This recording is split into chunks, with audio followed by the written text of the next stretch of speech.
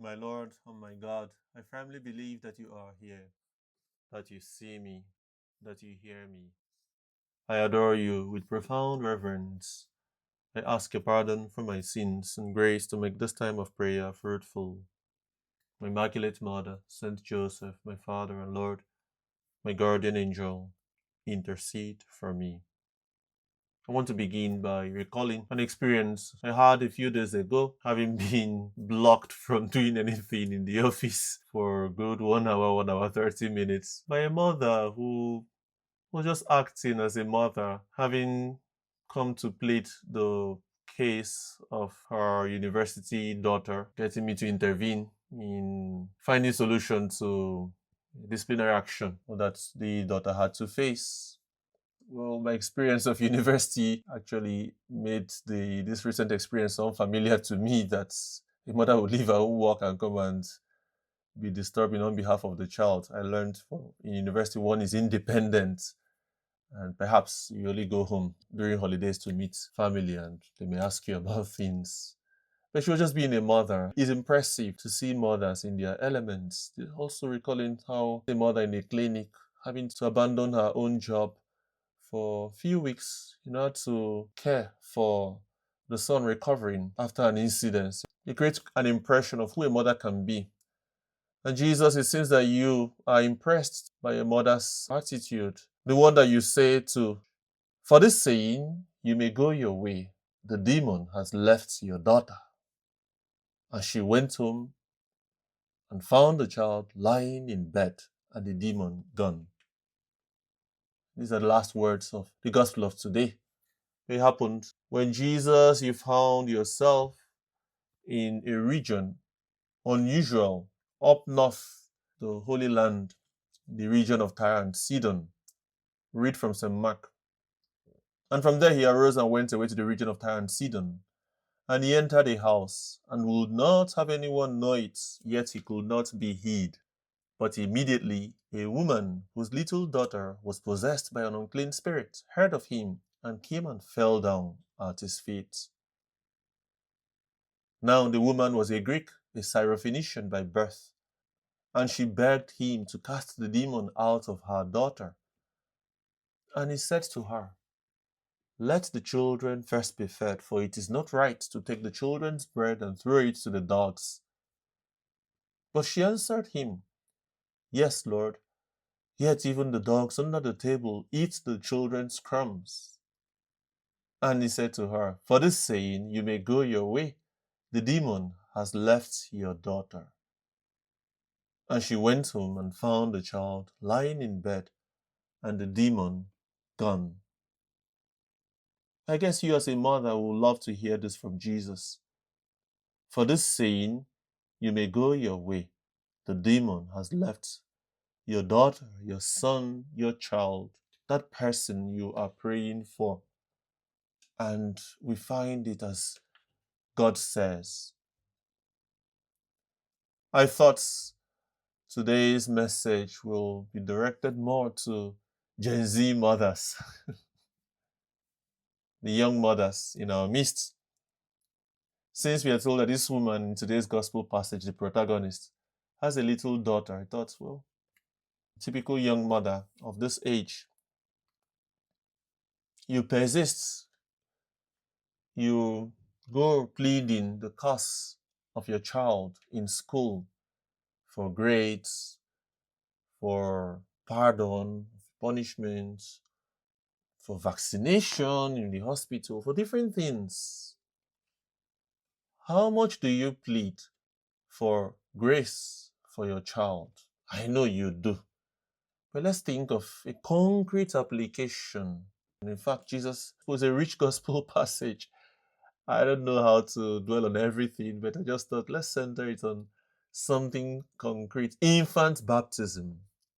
These days, I've had the joy of celebrating the arrival of newborns among family, among friends, among colleagues. And I wonder to what extent we are convinced of the priority that should be given to the baptism of the newborn. I find many good people around, so I don't doubt that the people have this in mind, but sometimes I also find some curious attitudes. One of the common reasons given by people who want to postpone baptism is wait for the child to come of age and desire the faith himself or herself. Let's recall that on seeing the faith of the parents, of the godparents, the faith of the church, God intervenes and grants salvation. We can borrow a clue from this gospel passage when Jesus tells this woman who comes, not pleading for her own thing, for her own interest, but having the interest of the child, begging Jesus to liberate the daughter from the unclean spirit, the demon that possessed her. And Jesus tells her, for this saying, you may go your way. The demon has left your daughter. Or do we doubt? Do we ever doubt that there's a problem, a big problem that people have experienced on coming to this world? We have a guide, which is the Catechism of the Catholic Church on infant baptism. You can find on this from point 1250 onwards.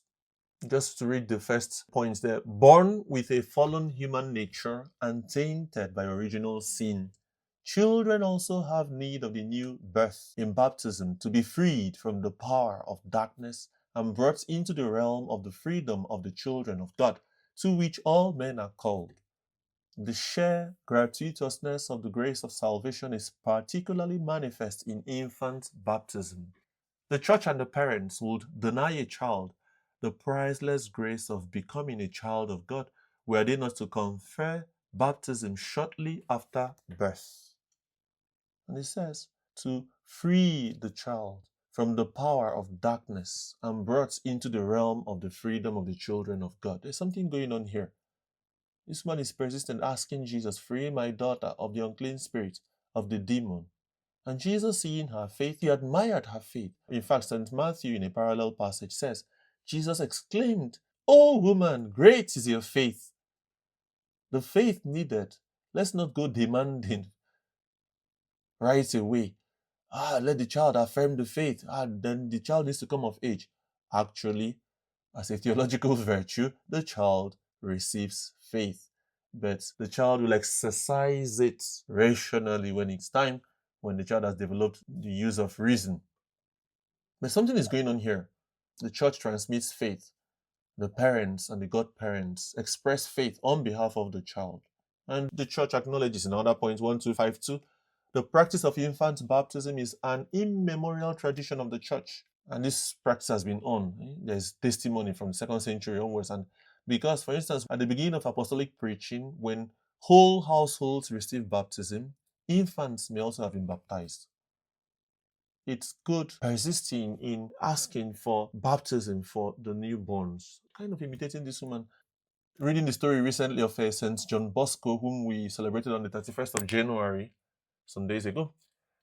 I was impressed to learn that he was baptized on the same day he was born, 16th of August, 1815. I wonder whether these days mothers are so keen on that as compared to other interests. An example is people sometimes give more priority to child dedication than baptism.